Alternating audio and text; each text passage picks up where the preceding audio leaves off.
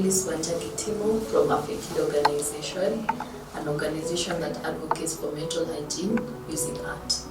I'm Immaculate Karanja from Speak Mind and Love Foundation, an organization that deals with creation of awareness on mental health. I'm Maureen Kikonyo from Speak Mind Love Foundation. Depression is a type of mood disorder. There are various disorders that have been categorized by WHO, but depression is a type of mood disorder. It's prolonged stress and sadness that goes on for a period of 2 weeks.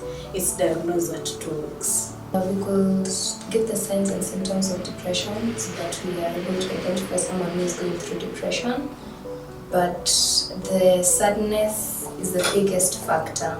Sadness that lasts for more than 2 weeks, because normally sadness is a normal reaction, but it should not last to that length of time. So once it exceeds 2 weeks, it starts becoming depression. Apart from that, there is also loss of interest in activities you loved, lack of energy, you're not able to go to work, you're not able to interact with people the way you used to. There's also changing patterns of sleep. You either sleep too much or sleep too little, or eat too much, eat too little. There's also a lot of crying or aggressiveness or irritability. Maybe something small ticks you very fast. For me, I view depression as it's like you're in a hole, a very big hole, and you're trying to come out of it, but you can't. She has mentioned the symptoms. You find that you feel helpless, hopeless.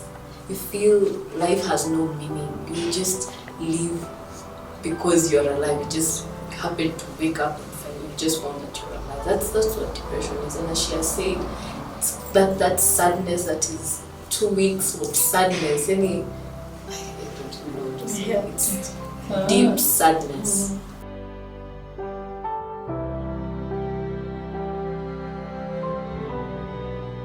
Speaking from experience, I think the first step is seeking help.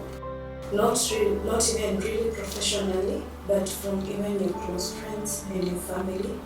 Just speaking out of how you feel, what you're going through helps a lot, and it's a step to healing. Apart from that, you can even take up other activities like hobbies. Just forcing yourself to go for these activities. Even though it's music, when it's art, something that can be therapeutic to you, and not staying alone for too long, because the more you stay alone, the more these thoughts will keep on bothering you. And just taking a walk outside the door is very helpful, because you can see so many people around. There are different factors that cause depression. It is not one thing. It's a mix of biological factors, physical, environmental, social. For example, the biological component is the biggest one, because as we say, depression is a mood disorder, meaning the brain is not able to control the hormones. There are happy moods and there are low moods. So you're in a state in which your brain is incapable of producing happy hormones. So you're constantly on sad hormones, in layman's language. So that is mostly the biological factor, where there's chemical imbalances in the brain. But the most common ones are stress. For example, you're going through a rough time that exists for a long time, your body now starts getting adapted to be depressed. Or grief and loss. It's normally a reaction in the body where you have lost an emotional bond that was very strong. So before you go through all those feelings, navigate the process and heal, there's a very high chance of getting depressed. Apart from that, abuse, and especially as a child, verbal abuse mostly, and as well physical, emotional. There's also trauma. Trauma causes depression. And losing a friend through suicide, that normally has a very high factor of leading to depression. I realized after a very long time that I had been depressed. And what made me realize is the fact that I used to avoid people a lot. I used to get anxious because of just interacting with people. So after a while, I started thinking about it consciously. Where I dwell, I isolate myself from people. Where do I constantly feel unhappy? Even if there's nothing really making me sad, I'm just there. I'm not happy.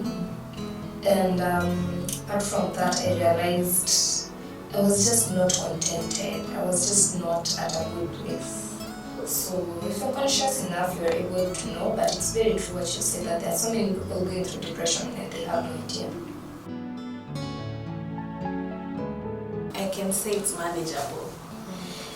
It doesn't really go away completely, because even for me, as I thought I was completely healed, from last year, I still struggle up to now with suicidal thoughts.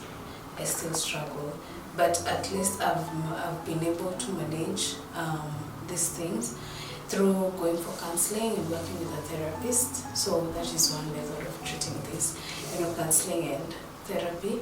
And there are even pharmacotherapies, that's medications for mental illnesses and depression. There's medication for that. I'd say first you have to accept that you're not okay.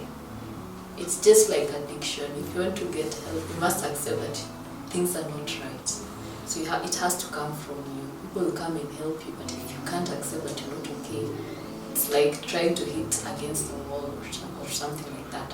So you have to have that self-acceptance that you're not okay, and have people whom you trust. For me, I have these two. If I have an issue, I will just call them, Ima or ring, I am not okay. People you know that you talk to them about anything. Don't just go to anyone. Because there are others who say, ako ni kakitu kadogo, mnajiletea shida kwa nini? You get? So these people understand.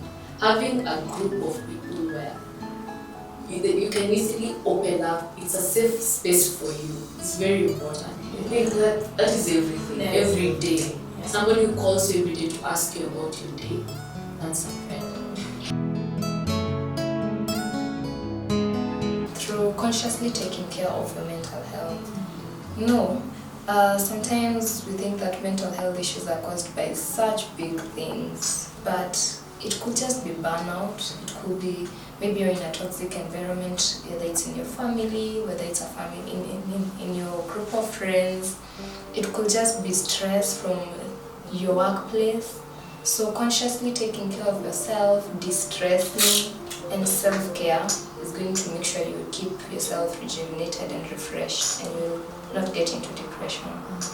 Self-care is a very big part of recovery. I would also add to that most of our youths and even us, we are drowning so much because we are setting goals that are higher than we can achieve. So setting reasonable goals that you can achieve is very important. And stop comparing your life with people. People have their own issues. Nobody's perfect. People post things that want other people to like. Very admirable photos. So not everybody's life is, in fact, nobody's life is perfect. And then you need to be real with yourself. As she has said, setting reasonable goals. You know very well that this is where you can at the moment. So if you want to get to that point, you have to use steps. Don't expect to buy a car and you've just finished school. It's not possible. And lastly, about mental hygiene. Mental hygiene is about, it's like cleaning a room. Cleaning a room from, you just want to make that room clean. Clean your mind from negative thoughts every day. When that negative thoughts come to you, just try to put a positive thought out of it and just assume it's there. Because every time you think about something, you tend to think about it more. You're like, why am I thinking about this? Assume it. Let it pass. It's just a passing thought. Yeah, that's mental hygiene.